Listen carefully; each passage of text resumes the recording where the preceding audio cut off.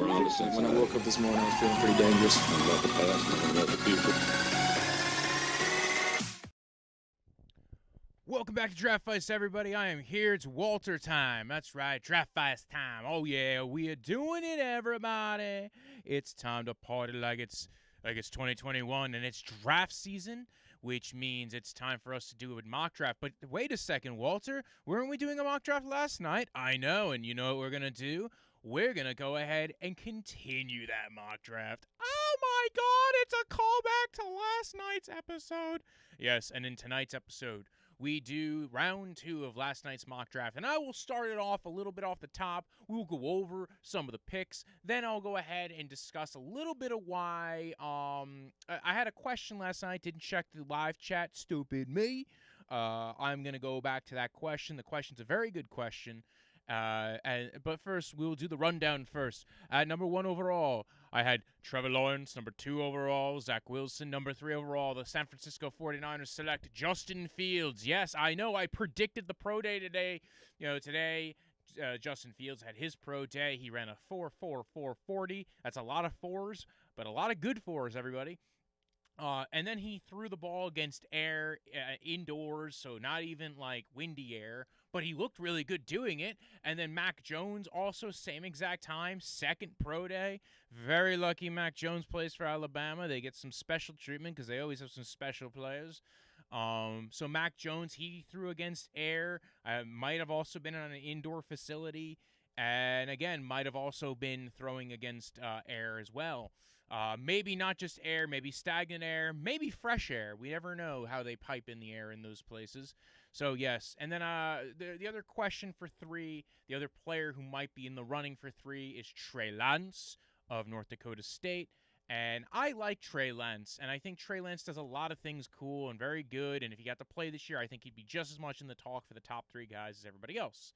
I did get a question last night, though, about why do I not think Trey Lance at 3 compared to Justin Fields at 3 and or Mack Jones at 3. And well, Mack Jones has been the one rumored at 3 this week. I wouldn't have thought Mack Jones at 3. It would have been a debate about Trey Lance or Justin Fields if it was not for a lot of the media speculation that it might be Mack Jones, especially because Kyle Shanahan went to Mack Jones's pro day today and not Justin Fields' pro day. But we went over that last night, so go check the film as to why that might be.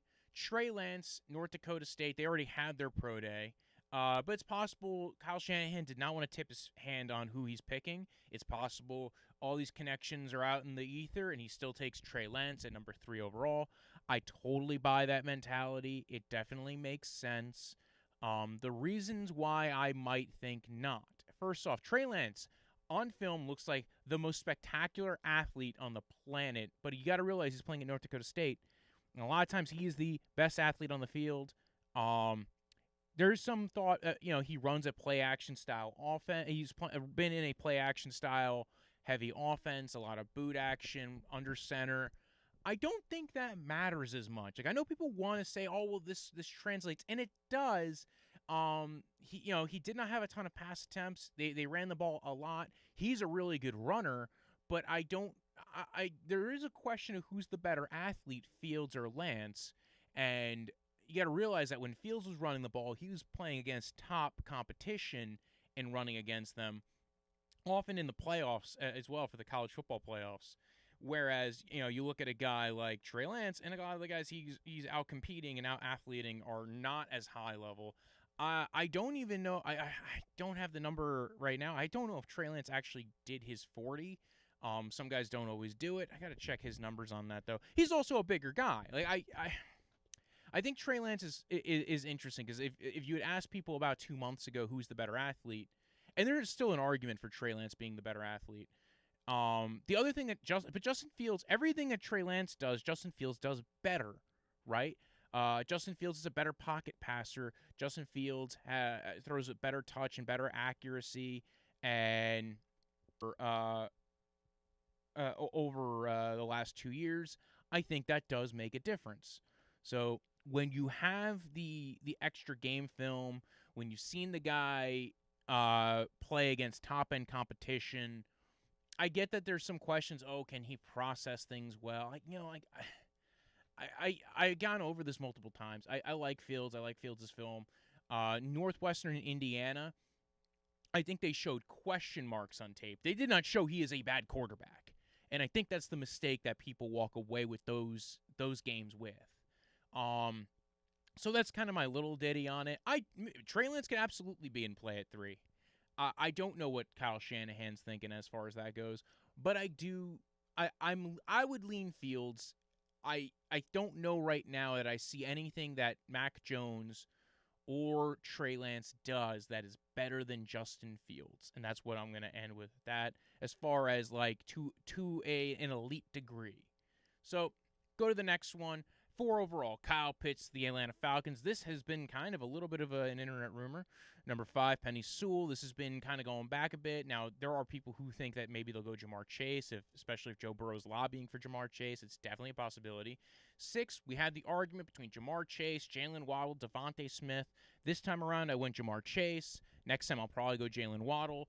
And then maybe even Devontae Smith, or even Miami trades back even further. Who knows? They could do anything they want. If they want to, they could leave your world behind. 7, I had the Patriots trade up to get Trey Lance from with the Detroit Lions. 8, Mack Jones goes to the Panthers.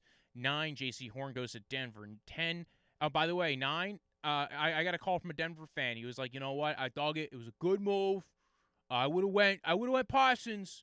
But I dig it. You made some sense there. All right? So I don't know why he sounds like he's from Brooklyn. He's not.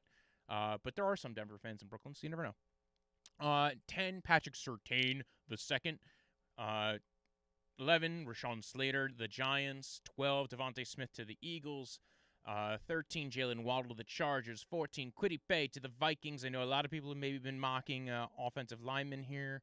I'm going to wait a bit before I make a full-on thought process on that. I think they're probably going to go edge rusher, though. There was something towards the end of the year where Mike Zimmer was being like, I want more pass rush. And I think that's definitely something there. 15, Detroit Lions take Christian Borromore. 16, Caleb Farley goes to the Arizona Cardinals. 17, Tevin Jenkins. Lock it in to the Raiders. I think that is – I don't think Tevin Jenkins goes any higher than 17 or lower than 17. And I could entirely be wrong, and they totally take a different guy if the right guy falls to them. But I just think Tevin Jenkins, right tackle, plays really well. Probably one of the most technically sound tackles in this draft class. So I would totally live and die on the hill of Tevin Jenkins playing right tackle for the Raiders. And he fits the scheme very well as well. Micah Parsons at 18 to the Miami Dolphins. They would love somebody of his athleticism on that defense. You've now basically turned that defense into like a chainsaw to deal with. 19, Rashad Bateman to the Washington football team. I keep doing this. Next time around, I'll probably look at offensive linemen just to kind of change it up a bit. 20, Darisaw to the Chicago Bears. 21, Liam Eichenberg, Notre Dame to the Colts. I feel like this is a marriage that will happen eventually too, because I think most people, maybe outside of the actual teams, but a lot of people in draft like Twitter maybe look at him as more of a second rounder. Liam Eichenberg's just technically sound and good. He's a first round pick. I think people overweigh upside at offensive linemen, and this is how you get yourself in trouble. And we have recency bias in the NFL. People look at something that happened recently, like a Colton Miller, and then they go, oh, that worked at some point, so maybe it'll work again. And I totally get it. It makes sense, but sometimes the most technically sound guys are the best guys to go for. I think Liam Eichenberg is one of the most technically sound guys in this draft class. Maybe doesn't have the Penny Sewell upside. 23, Samuel Cosmi to the Jets. This is a guy who has a little bit of upside, but again, this is a team that has already helped, kind of moved along with Mekhi Becton, who was a guy who was very much an upside pick at tackle and has shown pretty well outside of health issues. 24, Elijah Vera Tucker, Steelers. They need offensive linemen. I think if they have a higher rating on a guard, they take a guard. I could see them taking a tackle. I think they go offensive linemen like crazy if they can. 26, normally I would try to have the Browns trade down because I think that's what they would do. But Jason Owe, they want a pass rusher to bookend with Myles Garrett. I think Jason Owe's athletic profile, his pass rush win rate was very high. he actually is built like a 4-3 D end. Like, so I know a lot of people, have shots at Azeez Ojulari about maybe not being big enough, strong enough. And I just had him go at 25 because he basically looks like Yannick Ngakoue already. So he went to the Jags. And 26, Jason Owe goes to the Browns. 27, Jeremiah Owusu-Koramoah goes to the Baltimore Ravens. I think that's his floor. I think if the Baltimore Ravens get Jeremiah Owusu-Koramoah, a guy who can basically be a mismatch weapon on the interior of the inside of the defense. They did take Patrick Queen last year. I don't think they're necessarily the same type of player. 28, Asante Samuel to the Saints. I might have looked at them maybe trading down, but I couldn't really make it fit. Or Miami trading up at this point. Just didn't happen. There wasn't a pick that I felt like Miami would be comfortable giving up to move up to that spot. 29, Carlos Basham, Wake Forest to the Packers. Again, I think they might be close to the end on Preston Smith. So they get another guy to add to, big, awkward-sized, lanky, can maybe pass rush on the inside at 3-tech or on the outside kind of guy in Carlos Basham. Wake Forest's pro day is tomorrow, so I really didn't have any kind of extra info to give you on that. Wyatt Davis, the Bills, that was just a perfect pick for the Bills because they need interior offensive linemen like crazy. It's maybe their biggest weakness on offense. They could have maybe went pass rusher, and maybe they go in the second round. Alex Leatherwood, I went to Kansas City Chiefs, offensive tackle, Alabama. I think that's a great fit. They just cut Eric Fisher. They just cut Mitchell Schwartz, both guys who played really well for them over the years. They do have Lucas Niang coming back. They did re-sign Mike Remmers. I still think they go offensive lineman. You just have to. You got to protect Patrick Mahomes. At this point, they draft Indeed in the first round. That's going to happen, and maybe they take a guy like Leatherwood who maybe is a floor kind of guy, not a ceiling. And then Joseph Osai, 32, to the Tampa Bay Buccaneers. They get a pass rusher who may potentially go ahead and replace JPP in the long run. 33 overall, Saxonville. Do they become Saxonville again is the real question. I had them take Azeez Ojulari. I think that's a way to become Saxonville again. Now they got Trevor Lawrence. Offensively, I think they got to look at who's the wide receivers on the board. They got Kadarius Toney on the board, Elijah Moore, Rondale Moore, so two speedy guys. Terrence Marshall Jr., I'm not as high on. I think they also have another second-round pick. Defense, corner, Efetu Melifonwu, Eric Stokes, safety. Trayvon Moehrig is still on the board, and I think they do this. This was one of the guys who maybe if they were going to trade up, they go for Trayvon Moehrig. He plays safety for TSU. A lot of people like him as their top-end safety. I think safety is a flavor position. There are different guys in this draft class. You will hear, I think Chris Sims, I saw Chris Sims list Andre Sisco as his top safety. He didn't even have Trayvon Moehrig in his top 5. Most other, between PFF and a lot of the other people who cover the draft do. I like Trayvon Moehrig. I like the TCU guys. Darius Washington's a guy who I really like. He's a little bit smaller. I'm more of the idea of if you're drafting a safety, you draft for value and you try to go a little bit, and I think Moehrig is maybe the top-end guy who you at least know he's going to be big and physical. He is a good athlete, 6'2", big and strong. He can play. You really don't want him being a true single high free safety. I think there's other guys in this draft class. That's why I think that's why Sims likes Sisco. He's got the athleticism. He has the ability to be a true single high free safety. I buy that. I agree with it. Now, Sisco's coming off an ACL. I don't think Sisco goes in the first 2 rounds. Because his film has some up and down moments. Now, sometimes, I actually kind of agree with Sims on the issue of, you're throwing sometimes you were put in bad positions. Sometimes you're going out and you're trying to make plays. And you want to coach it down from him. Either way, I kind of dug where this is going anyway. So I do think Jaguars go safety. They traded away Ronnie Harrison last year, and I dug that trade, by the way, because I'm a Browns fan. And, so they go Trayvon Moehrig. Jets at 34. I had the Jets so far take Samuel Cosmi, right? I know there's going to be some people who are going to say they should take a running back and Najee Harris, Travis Etienne. Don't agree with that. Nope, don't agree with it at all. I think this is where we're going to go offense. We're going to go wide receiver. We're going to go Elijah Moore. Oh, my God. If you ever watch any DB film, go watch some Elijah Moore will pop up. Elijah Moore's one of those wide receivers who pops up on every DB's film, and he's just beating them. He's 5'9". He's got some wheels. He's got really good run after the catch ability, and he cooks all over the interior of the field. I like myself some Elijah Moore. I want him on my team wherever I can get him. So I go Elijah Moore to the Jets. This is a guy who can kind of be like a souped-up Deebo Samuel kind of guy, gadget player. You know, there's a lot of talk that the Jets were in the running for Curtis Samuel. Very much Elijah Moore is very similar to Curtis Samuel in the role of been using a lot of gadget routes. Now, some people might like Kadarius Toney. I think Florida's pro days this week. I don't have measurables on Toney yet. I think Elijah Moore's a better receiver right now. Downfield routes, downfield catches away from his body. Both of them are offensive weapons. I just like Elijah Moore more and more. Atlanta Falcons at 35. I think defensively, they got to go defense, right?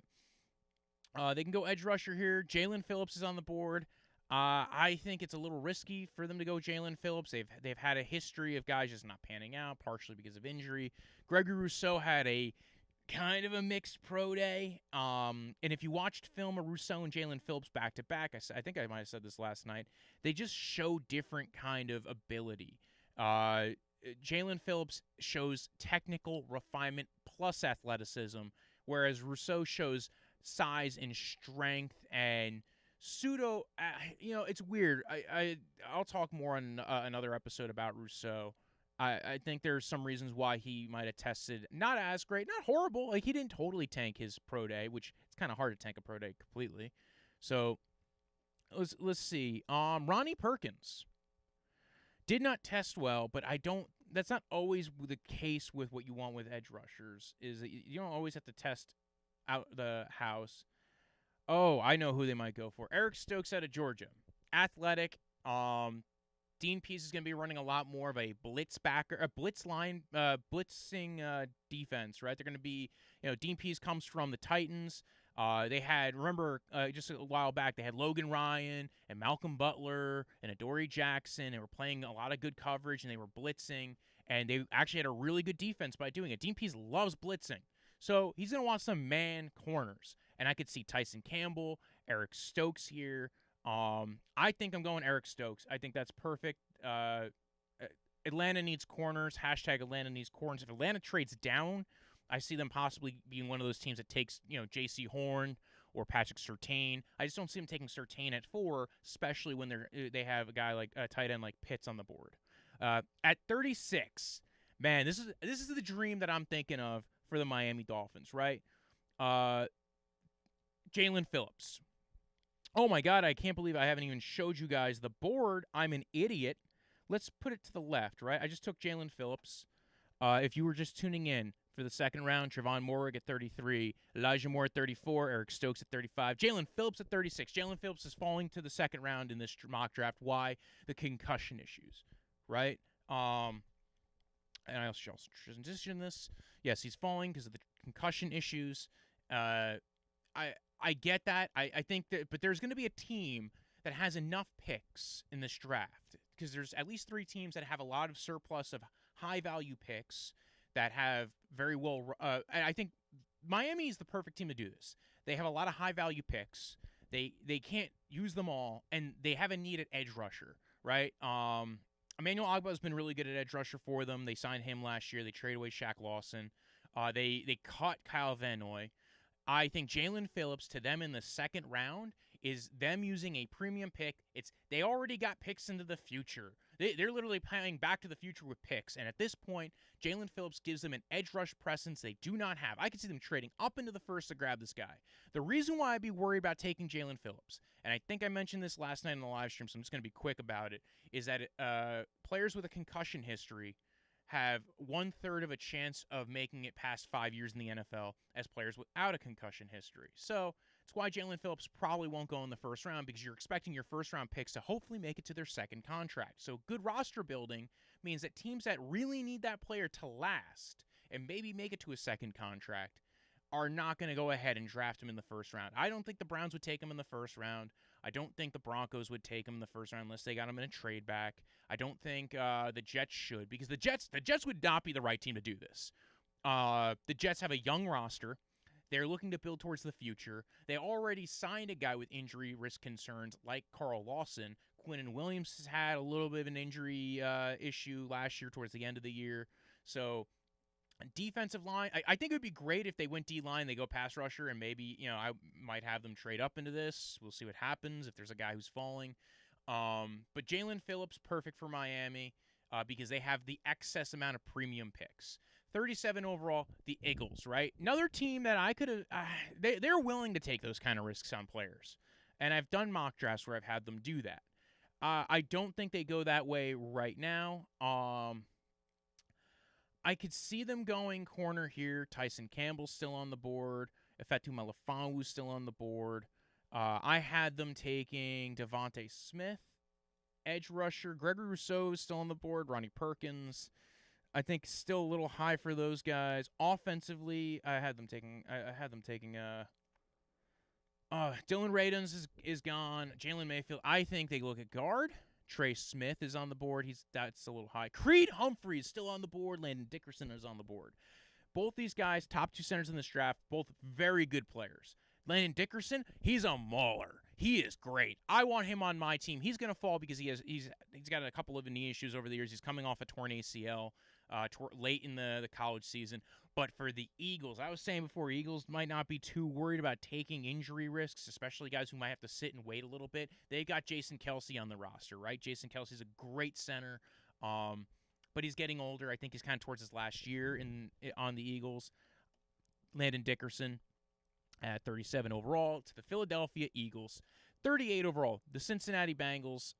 They could literally go anywhere here, and it wouldn't be wrong because although they spent they were able to kind of take advantage of free agency for defense. So I think they go offense again. Wide receiver is where I see them going if they go tackle in the first round. Guys that are here, Terrence Marshall Jr., this might be a good spot for him. I like Amon-Ra St. Brown. I think that's a little bit of a lot of the same. It might be a little early for some people to go with Rondell Moore. Diami Brown, kind of more of the outside deep threat. Maybe you're hoping he can be a split end in your offense, be able to get downfield, open things up for your other guys. I think that's probably an option. Rondell Moore or even Elijah Moore, who went earlier, those guys would be perfect because they had speed elements to their offense that they just don't have right now. Everybody on the Bengals is like 6'4", and it runs like they have poopy pants right now. So it's like, no, they're not bad. They're not all bad runners. AJ Green's not there anymore, so they all got faster, right? The average speed of the team got better.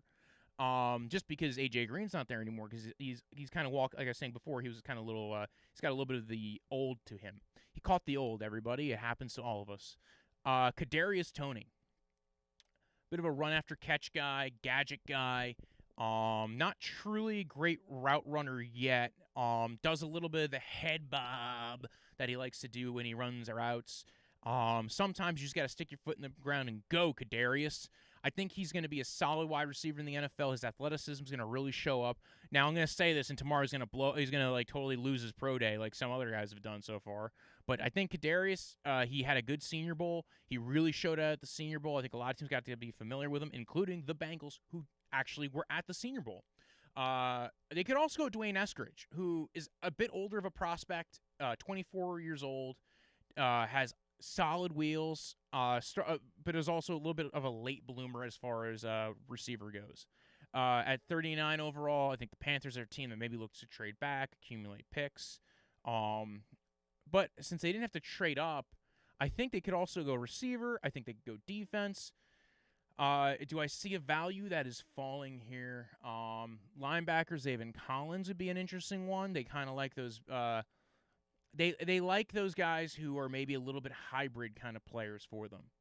So Baron Browning, he blew up his pro day at the Ohio State. D tackle Levi Wuzariki could be an option here. Aleem McNeil. of NC State. And Lynn McNeil's an interesting D tackle. He's a nose tackle who's probably, again, he's built like a nose tackle, which means he's big. He's like 320, lines up usually at one, either right over the center or at one technique, which is like right over the center shoulder.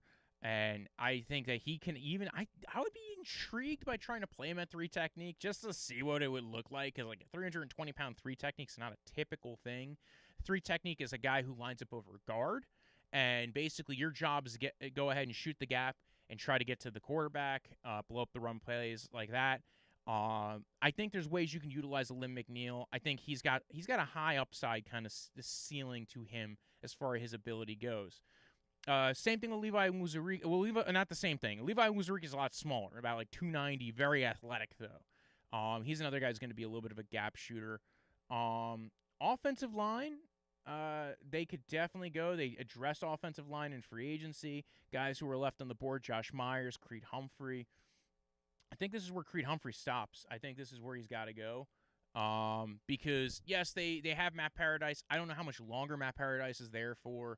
They signed Cam Irving to kind of be their left tackle, I think, as Okung left in free agency. They kept Taylor Moton. They also signed Elfline. That's not a guy who you want to be your guard or center. So, but they were taking shots. Listen, we all take shots, sometimes of bourbon, sometimes of tequila, sometimes of Creed Humphrey. Actually, that's not a shot. That is called a win right there. That is a good pickup, Creed Humphrey. All right, Denver Broncos are on the board, right? Now, there's been a lot of talk about them being into a running back. Second round is where I'm okay with guys taking running backs. Listen, I get it. I'm not the guy running these teams. One of these running backs will probably go higher than I'm suggesting. There's been a lot of talk about the Denver Broncos liking Najee Harris. A catch out of the backfield, good downhill runner. I think he is going to provide a little bit of a mismatch weapon in the receiving game. Now, granted, he did not test at his pro day. I think it's probably a good thing. I don't think he was necessarily the most athletic running back. But I think that what he can do well is get downhill, catch out of the backfield, be that mismatch weapon. I think that's a good pickup for them as far as at 40. They no longer have Philip Lindsay. I don't think Royce Freeman's been good for them as far as, he was a third-round pick a few years ago. Melvin Gordon, hopefully you move beyond him after this year. He was kind of not the worst signing in the world, not the best signing. Detroit Lions are now on the board. We had them going, I believe it was Borromore in the first round. So I think they got to go receiver here. This is, again, a team that could totally go Terrence Marshall, Rondale Moore, Amon-Ra St. Brown, Dwayne Eskridge, Diami Brown I kind of like here. Tylan Wallace is a little bit further back of a guy. Amari Rodgers, again, if they take somebody in the third round. I think Terrence Marshall would be an interesting one. They signed 2 free agent wide receivers. Brashad Perriman, formerly of literally 9 teams, not 9, 4 teams. The Jets, before that he was on the Bucs, then he was on the Browns. He was drafted by the Ravens. He was on the Ravens for like 4 years, and he was cut. Cutting your first-round wide receiver is not usually a great thing. But he's got size and athleticism, so between him and Tyrell Williams, they got guys to stretch the field. I think this is a spot where maybe they go Rondale Moore, a guy who's smaller and athletic, and is going to be a little bit more electric, maybe even after the catch. Amon-Ra St. Brown, who could probably be a big slot receiver for them. I wouldn't hate Amon-Ra St. Brown here. It might be a little early for some, but it's kind of where I would like him. Offensive line actually seems to be a good fit. Like, they have a good offensive line. I don't know what their plan is necessarily at corner. They got Aaron Glenn there to be the defensive coordinator. He's coming from the Saints along with Dan Campbell. They might go more press man coverage. They might look at going after safety. I think safety would be a good pickup here. And you know who I'm going to go with? I'm going to go with Richie Grant, UCF, blew up the Senior Bowl. Can play single high free safety, a little bit of a playmaker for them. Not the most athletic guy, not the high upside safety that I was talking about before with Andre Sisco, but I think a lot of teams might look at him and be like, you know what, you're a solid, single high free safety, kind of like a Trey Boston, like all those years that Trey Boston was around And even still, like, he's around, but he gets cut. Like, he's either a free agent. He's like a free agent every offseason, Trey Boston. He's a solid single high free safety for a team that runs a lot of cover 1 and cover 3, and can also, again, if you're playing split safeties, it's even better, which is basically cover 2 if you're playing cover 4. So I think Richie Grant would be great for the Lions no matter what they end up doing. Actually, not for nothing, kind of maybe a similar. We don't have his measurables yet, but I'm thinking kind of more of a similar style to what they had in Marcus Williams down in New Orleans. 42 overall, we got the New York Giants, right? First round, I had them go Rashawn Slater. I could see them going defense here. I know Gettleman loves himself some linebackers, right? He drafted a linebacker first round all those years ago, back when you had some really good ones. But I'm trying to see. Let's see. Edge rusher could totally be in play, right? Especially after bolstering the offensive line in the first round. Rousseau's still on the board. I think Rousseau's going to keep following everybody. I don't know if that's really the guy who. I don't know if I would take Rousseau super high anymore because the athletic profile is kind of questionable. He never played at 266. I could totally see them getting the most out of Rousseau because Patrick Graham's defense actually might be a thing that Rousseau can utilize. So I wouldn't be shocked if Rousseau ends up on the Giants and then the Giants end up having one of the best defenses in the NFL for years on end because they figure out how to utilize these guys in such weird ways. I'm talking myself into it. Somehow the Giants are going to go Rousseau in the second round. They're going to turn him into a good player some way, somehow. Ronnie Perkins is another option here. I'm going to go Rousseau. I don't know why. I feel it. I feel it in my bones. I feel it in my back. I feel it in my butt. 43 overall, San Francisco 49ers, right? They just went ahead and they got a quarterback for the future. Defensively, they might want to look at corner or safety. Tyson Campbell of Georgia is still on the board. They have a few guys that are still going to be – so they brought back Jason Verrett. They brought back Emmanuel Mosley. They brought back Jaquiski Tartt. Tartt and Verrett are on 1-year deals. Mosley's on a 2-year deal. All of them for relatively cheap deals. Paulson Adebo can go this high for them. I could totally see it. They could totally be a team that trades back. I'm kind of leaning in the realm of Tyson Campbell. Oh, yes, Tyson Campbell at 43. Now we're at the Dallas Cowboys, right? Dallas Cowboys at 10 went Surtain the second, and now they need D-tackle.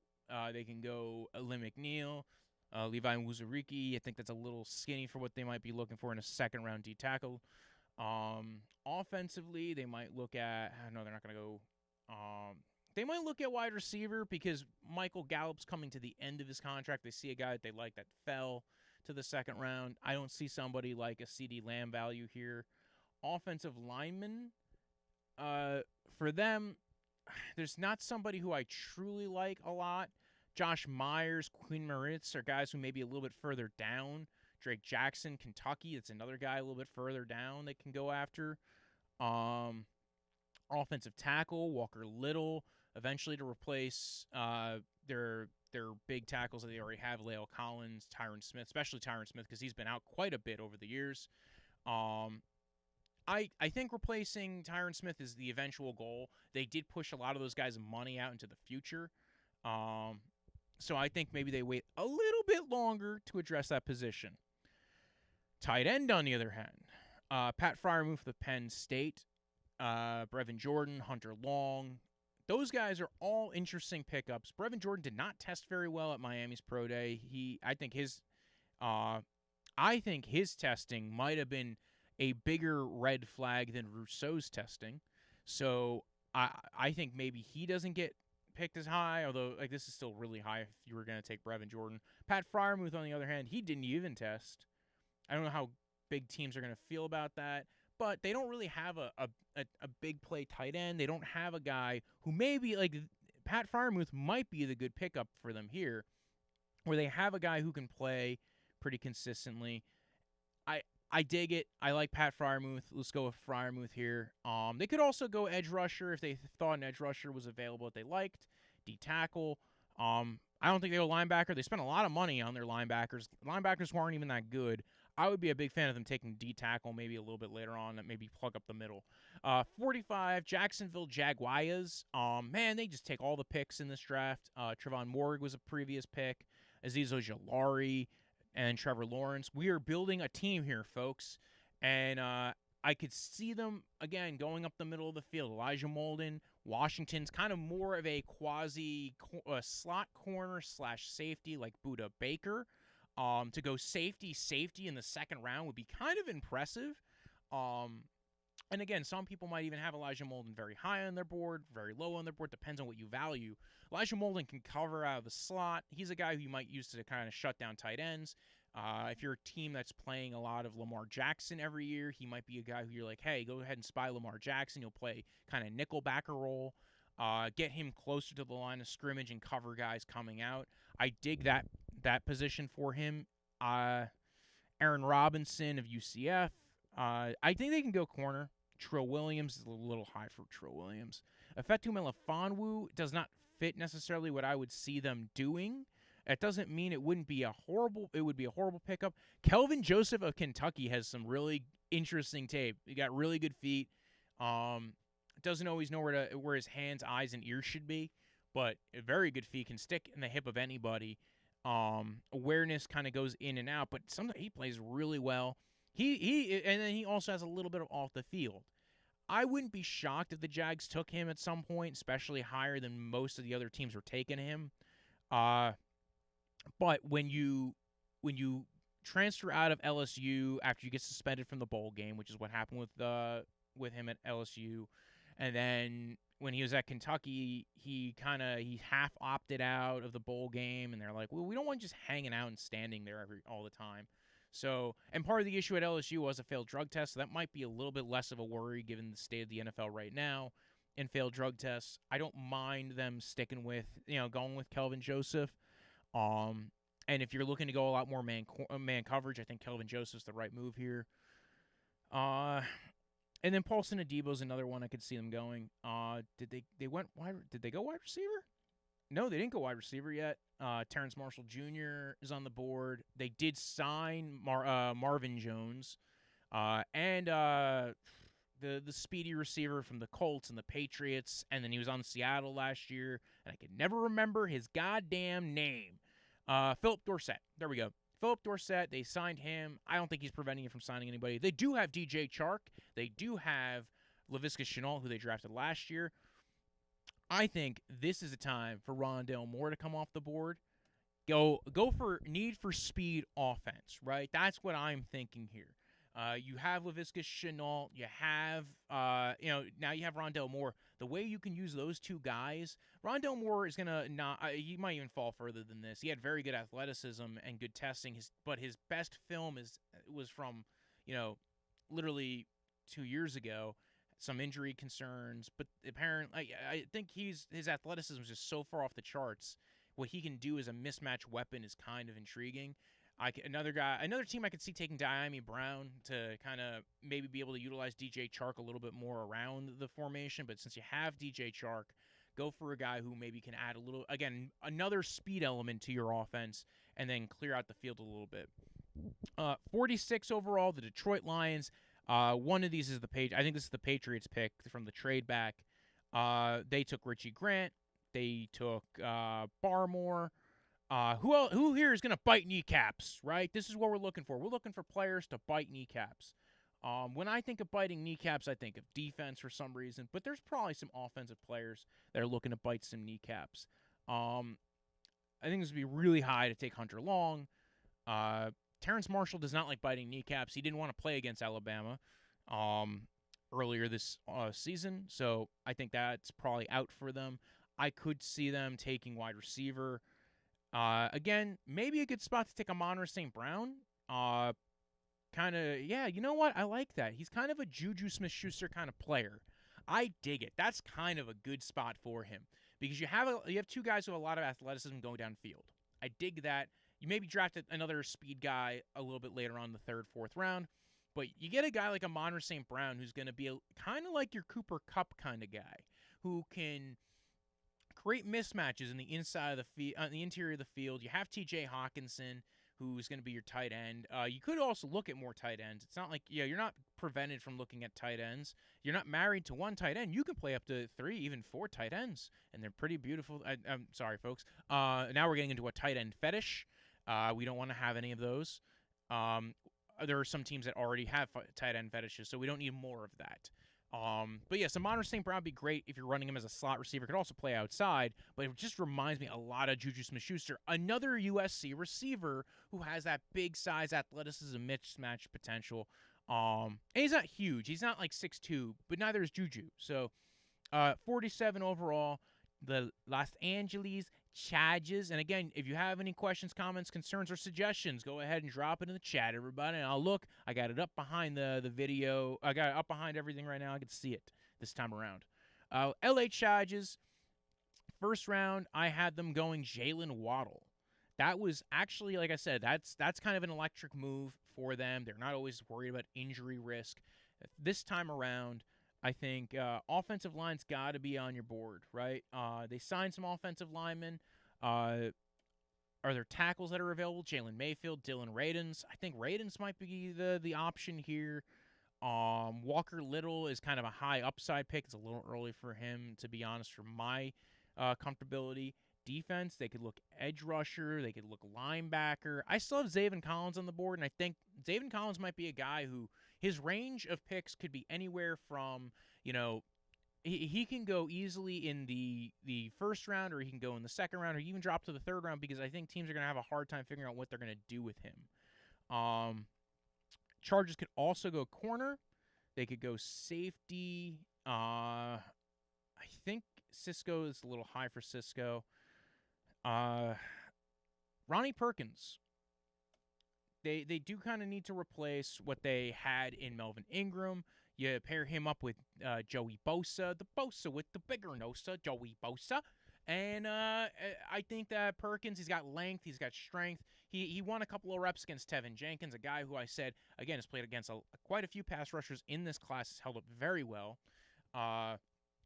So I think Tevin Jenkins' old friend Ronnie Perkins lands to the LA Chargers. Part of the reason why Ronnie Perkins probably ends up being a second-round pick and not a first-round pick, even though he's had some very good film and very good pass rush win rate, is he has some there's athleticism concerns. It's how he wins. It's who he's playing against. Not always the best competition. The one best competition he played against was Tevin Jenkins, and Tevin Jenkins was fine against him for the most part. He had one really good rep where he beat him with the long arm. That's what Ronnie Perkins does pretty well. He's not super big. He kind of looks almost like a linebacker. So with the Chargers, I think they could find a way to utilize him here. Las Vegas Raiders are back on the board. In the first round, I have them taking Tevin Jenkins. I could totally see them taking, maybe an offensive lineman, but not here, not right now. I think maybe they wait another round or so. Defensively, they went hard at defense. Safety would be an interesting one. I don't see a safety that me as a team would be interested in taking. Defensive lineman, interior, they spent so much money on the defense. They spent money last year on defense. Kwiatkowski and Corey Littleton. Littleton has not played well for them. This has happened a lot with them in defensive players where they just have not played well for them. So I could see them going for a guy like Baron Browning. Ohio State tested really well, good in coverage. Maybe so when they get rid of Littleton, they now have like an heir apparent to that defensive position. I could see them going corner, but they spent a lot of picks on corner in recent years. Trevon Mullen. Last year, they spent a first-round pick on a corner as well in the first round. I could totally see them going along the lines of D-tackle, edge rusher, especially because they spent money on Yannick Ngakoue. There's not an edge rusher I would feel comfortable taking here at 48. 49, the Arizona Cardinals. First round, I have them taking Caleb Farley. I could see them taking Jabril Cox here, linebacker. Cox, oh my God, I can't believe they named a linebacker that. Although I'm pretty sure he got the name before he was a linebacker. So Jabril had a really good Senior Bowl, solid in coverage. I think the Arizona Cardinals would kind of like that. They might even like Zaven Collins because they do need to kind of get younger on defense after all the assets they spent on defense. Everybody on their defense seems to be 30 and up. So I could totally see them going maybe a Fetu Melifonwu, maybe the other corner where they went Caleb Farley. So I'm thinking linebacker is probably the deal here. This is maybe where there is a run on linebacker. I'm thinking Jabril Cox here. Again, was solid in coverage. I think some teams are going to value that a little bit more. I think Arizona goes Cox here because Arizona loves Cox. 50 overall, Miami Dolphins. See, we were talking about the linebacker from Tulsa, Zaven Collins, right? Big, long, strong, can blitz. This is kind of the guy who you look at like maybe as a Kyle Van Noy type who might take some time developing, but again can play off in coverage. He can create issues as far as dropping into coverage, and then he can also blitz and beat guys down to be able to beat his blocker. So I like Zaven Collins to Miami Dolphins. It's another team that I just feel like can keep accruing good players and good players. Washington at 51. I know a lot of weirdly fun team fans, the WFTs. This is I think this is where another offensive lineman comes off the board. Dylan Radins, Spencer Brown, Jalen Mayfield, Walker Little. Again, still all on the board. Trey Smith, Ben Cleveland. That's a little high. Josh Myers. I'm going to go Dylan Radins. I think North Dakota State, I think that's a lot of people went to the North Dakota State Pro Day just to watch Dylan Radins. I think that was a good pickup by them. I think he would be a solid pickup at tackle, gives them an opportunity to kind of have a competition to kind of bolster their offensive line. 52 overall, Chicago Bears. First round, I had them going offensive line. I think second round, I'm going to have them going wide receiver. Terrence Marshall Jr., Amari Rogers, Dwayne Eskridge, Diami Brown. I think I go Diami Brown. I think this is a spot where, hey, you know what? You have Allen Robinson. You still have Anthony Miller for now. You got to get Andy Dalton some weapons, right? If you're going to really bet your career on Andy Dalton, you got to get him some weapons. You got to get guys for him to throw to that he's going to go ahead and be able to, utilize and not have to worry about, getting pressured every 5 seconds and not knowing who's going to throw to. So 53 overall, the Tennessee Titans are on the board. Who do I have them take in the first round? I'm starting to lose track at this point. Greg Newsome. All right. They lost a lot of players in free agency. I think they actually, again, is another team that could definitely go wide receiver in the second round. This is where I could see Terrence Marshall Jr. going. In fact, he kind of reminds me a bit of his future teammate now, A.J. Brown. I think this is where you get a guy like him to pair up with A.J. Brown. You now have two outside receivers. Terrence Marshall Jr. did not look really good in the slot, but you could always stick A.J. Brown back in the slot, and that's always kind of fun to do. I think this is also a spot where they can go Dwayne Eskridge. They don't seem to have as much of a worry about age or injury risk. So Dwayne Eskridge can take the top off of defense, get a little bit of a speedster in there. I would totally buy that. Jalen Darden, another guy, but I think it's a little bit of a later pick. Marquise Stevenson out of Houston, again, tall guy, fast guy. Again, more of a mid-round pick. Tutu Atwell just had his pro day today, had a really good pro day, but not the best. Like, his measurables didn't come in amazing, so you're kind of a little speculative, like, what this guy going to be in the NFL. He's going to be a quick slot guy. 54 overall. Colts, again, another team that could probably go wide receiver. I think this is where there's going to be a big run on receivers. I also think they could go. They went offensive line in the first round. Defensively, they like their big long corners. I have them taking a Fetu Melifonwu here. They're not very many. They don't make him bigger than a Fetu Melifonwu. He's big. He's long. He's strong. He's from Syracuse. Probably fits well in what Eberflus's scheme wants him to do, which is, again, if you saw, Xavier Rhodes had a bounce-back season. Why? Because he can play very well when he's kind of got a little bit of that, when he's got some safety help with him. So, again, I think this is what their plan is, to get some big, long corners who can kind of cover on the outside, carry their guys upfield. They would have been in the running for Greg Newsome in the first round if he didn't already go to the Titans. Fetu Melifonwu, not a huge discount from Greg Newsome, to be honest. Solid movement skills, just not, the physicality. Physicality, and I think he's still got a little bit more of a learning curve than maybe somebody like Newsome or Asante Samuel Jr. 55 overall, the Steelers, right? First round, I had them taking. Oh, I wish I had done this differently because I had them taking an offensive lineman. Well, there's been a lot of talk about the Steelers wanting to get a running back. The issue with the running game. They have been. I think they were kind of the starter of developing second-round running backs. They haven't really addressed running back in free agency. They didn't bring back James Conner. They signed Kalen Ballage. You are not set if you decided to bring in Kalen Ballage as your starter, as a potential starter. They do have a couple other guys on the roster. They have Benny Snell. I would not feel comfortable with Benny Snell being my running back going into next year. Anthony McFarland, I would. I like Anthony McFarland, who they drafted last year. Big fan of Anthony McFarland out of Maryland. He had quite a bit of zip to his game, so I really dig his ability. Overall, I'm going to go Travis Etienne here. It just seems to fit. Jalen Mayfield's a guy who maybe they kind of look at, Michigan guy. They don't go for him. But you know what? Seahawks go for him at 56. They're the next up on the board. They didn't have a first-round pick. They are definitely going to be addressing offensive line because you got to keep your QB happy, everybody. You got to keep him up. You got to keep him healthy. You got to keep him happy. So they keep the QB happy because I'm so happy. Anyway, LA Rams are now on the board.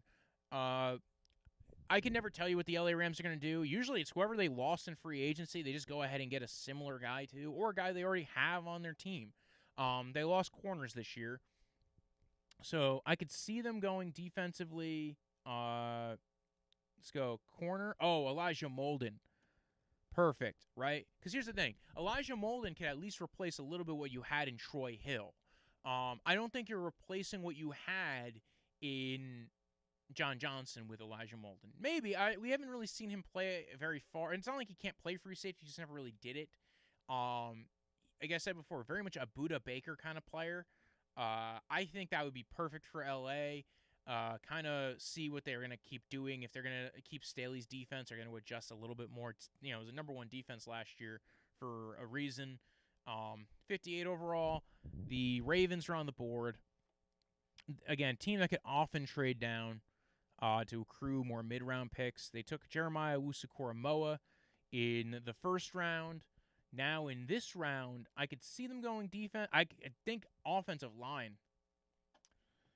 I think offensive line would be a big one. I think Ben Cleveland's a little early for him, but if they were to trade back, they can maybe take Ben Cleveland or Deontay Brown, maybe Trey Smith, maybe Aaron Banks, David Moore of Grambling State. Those are all guys who I would be very high on for them. A lot of very big power dudes. You know what? Let's do it. I'm going to go Ben Cleveland. I kind of like him right now more than Trey Smith just because Trey Smith's had a lot of issues, injury, had some blood clots. He basically didn't get to play for a bit, and it's just like at this point, you just don't know what you even have with Trey Smith. His tape was, his comeback tape was not great. Browns are on the board. You'd think I'd be more excited about the Browns being on the board. They have Jason Owe. I'm a big fan of Jason Owe. Defensively, I'm going to look at them first. Kelvin Joseph, I think this is still a little high. If you're going to take a risk on Kelvin Joseph, he's more of a third-round guy. Paulson Adebo will probably go in the third round. I think, Browns, we're in 59, end of the second round. I could see them going with one of those guys. I think the big hope was that one of the corners would fall to them, Asante Samuel Jr., Efetu Melifonwu, somebody who could come in and be a solid starter, in case Greedy Williams does not play right away. In this case, I think they do trade down. I'm not doing a trade down right now. I'm going to look at some other possible positions. Amari Rodgers is really high for Amari Rodgers. Tylan Wallace, again, very high for him. Dwayne Eskridge falls outside of their age range. They don't draft guys who are 24 years old ever. D tackle, Alim McNeil, Davion Nixon, Jay Tufele, Levi Wuzariki, all are interesting players. Tyler Shelvin's not going to go this high, but Tyler Shelvin, man, I like his film too. Just to get some names in at D tackle for everybody. Edge rusher, they already went edge rusher, but there's nothing preventing you from taking another edge rusher because you just like to rush the passer. Linebacker, everybody likes to mock him linebacker at certain points, and I typically would be going, corner or safety, Hamza Nazardaline, Ardarius Washington. Offensive line would not be out of the question, but there's nobody here I would take there either. Linebacker, Nick Bolton, Pete Warner, tested well. I don't think he actually will play as well. Tomorrow we'll find out Jamin Davis's numbers. I'm going to go Jamin Davis. Long, again, everybody's talking about the Tulsa guy. I mean, he's very much similar as far as size goes. A little bit not as big, not 260, but he's got the length, which is kind of more what I like about Zaven Collins, not necessarily the fact that he's 260. Jamin Davis, same thing, kind of like, I kind of dig it. And again, we will find out more about some of these guys as the pro days come in, as we get measurements and weights, and just like, this guy's actually not that light at all, is he? He's not that heavy at all. 60 overall. The Saints are here. And again, shocker, I actually had the Browns take I only have had the Browns take a linebacker in the second round or the first round ever in a mock draft. So congratulations. I tricked myself. Walter, you played yourself. No, you drafted a linebacker. But I think Jamin Davis is kind of what they're looking for at linebacker. 60 overall. And again, I think we're more likely to trade out and try to get a pick next year or later in this draft. That's more useful. The Saints, they could easily go that way. Alim McNeil, I would have probably went Alim McNeil outside of Jamin Davis, but I think some people might crucify me if I took Alim McNeil, especially guys who were big fans of Tommy Togiai. I know at least one person who I'm friends with who is a fan of Tommy Togiai. I like Tommy Togiai. He tested well. Alim McNeil tested well. Bobby Brown tested well-ish. They at least tested enough where you feel okay about them. So at 60, who did I have them take in the first round? Asante Samuel Jr. I think they go defense. Again, I think they could go Alim McNeil. They now have, Sheldon Rankins is not the same thing as Alim McNeil. But, again, you now have a guy who can maybe be an interior stuffer on your defense, who can also add a little bit of pass rush ability. I'm kind of sad I didn't take him. I kind of screwed this up, Browns fans. I'm sorry. I didn't mean to take Jamin Davis. I know a lot of you guys probably want me to take a linebacker, so I took a linebacker, but I think I failed you guys by not taking a D-tackle. Anyway, now that I've passed the crying phase of this game, we are now at 61. I could totally see Aaron Robinson of UCF going to the Bills. I could see edge rusher. Who you have here? Weaver. Weaver kind of reminds me of Sam Hubbard when I watched his film. Solid guy. Solid athleticism, not great athleticism. Loves to get his hands in the air and does really well getting his hands in the air and knocks balls away and causes a little bit of havoc. Joe Tryon's been, mocked much higher than this, but I don't think I think Tryon's more of a third round, day 3 kind of guy. Peyton Turner from Houston has got some solid film. People do kind of love him. Quincy Rochet, the third Miami edge defender. I think this is still a little high for Rochet as well. Patrick Jones out of Pittsburgh. He not look good at the Senior Bowl, nor did his pro day look good either. Jordan Smith out of UAB. So I could definitely see the Bills going edge rusher. I'm going to have him going Peyton Turner out of Houston. Bigger guy. He's been all different sizes at certain points. They've built him up to 260 and had him play inside, drop him down to 270, played the edge. I think that's kind of what the Bills would like in a guy. Is a guy's willing to work, put on the weight if he has to, but also, again, a very solid player overall. 62 overall. Green Bay doesn't get a falling corner that they might like. But, yeah, would Green Bay take a shot on Kelvin Joseph? Would they take Paulson Adebo here? I'm kind of questioning this. Kelvin Joseph would be interesting. I said before, he's got a little bit of off the field. Paulson Adebo hasn't played in a year.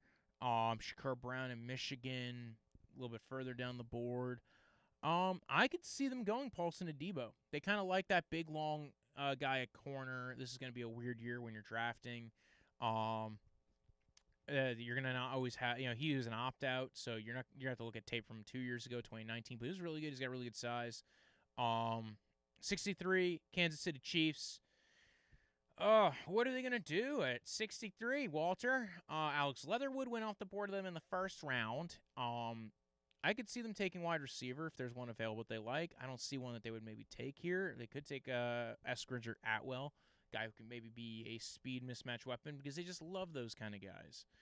They brought back DeMarcus Robinson. They lost Sammy Watkins. They still have, clearly, the Tyreek Hill and the Travis Kelce. Defensively, could they look at a guy on defense? Seems like everybody now is going there to kind of help boost their stock. Jaron Reed just signed there. D-tackle, formerly of the Seahawks. He's gone there for a little bit of a discount, actually, because the Seahawks cut him to take on Carlos Dunlap, asked him to take a pay cut.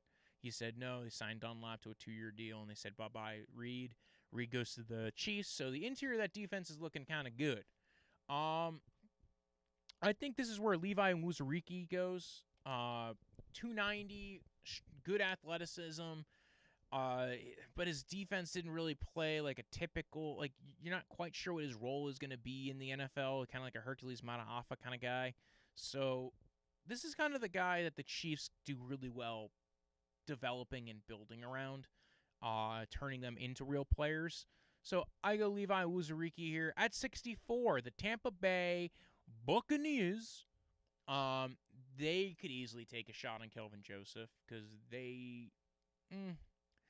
You can kind of argue that roster might have a couple of head cases already. Davion Nixon would be an interesting one. Who would they take in the first round again? Joseph Osai. They have a guy on their team that, Sue, I think this might be Sue's last year with them when they try to run it back. D-tackle seems to be a very important position for them. Vita Vea is probably going to come up on a contract extension. You need guys there that are there. They're going to help Vita Vea that are not Ndamukong Suh in the future. So I could totally see them going Davion Nixon. They also have been a team that's definitely prioritized corner and safety in the draft. I could see them going Ardarius Washington, but this is really early for him given his size.